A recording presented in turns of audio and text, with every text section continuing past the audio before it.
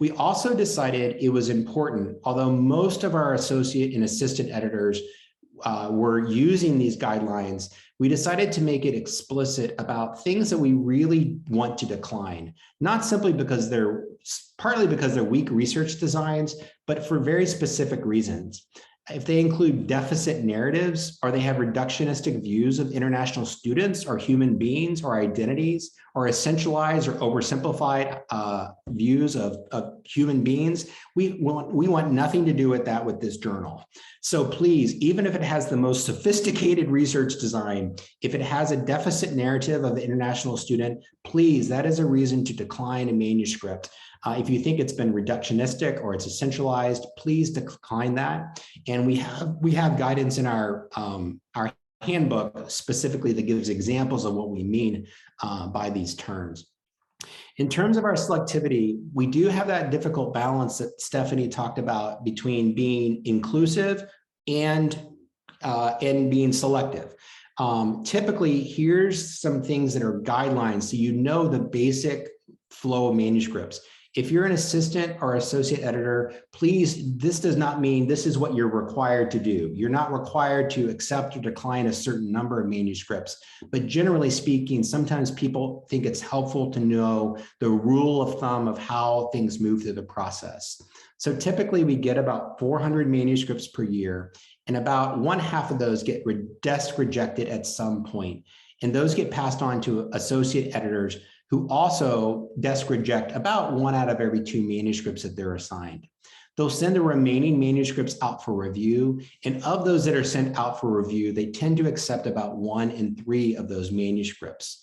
Again, it doesn't mean that if you're an assistant editor or an associate editor and you're accepting more, or that's going to be a problem, but it does help us make sure that we're not in a situation where if we accept too many manuscripts, authors will be waiting multiple years until their work is published. And so we need to make sure that we are being very purposeful, but we can work with authors as much as we can. In 2021, we had slightly fewer submissions than we did in 2020.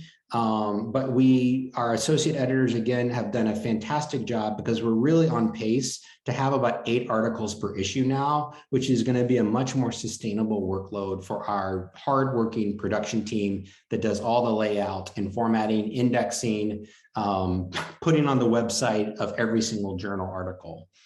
Some tips, and then I think we're going to do some walkthrough and then conversation.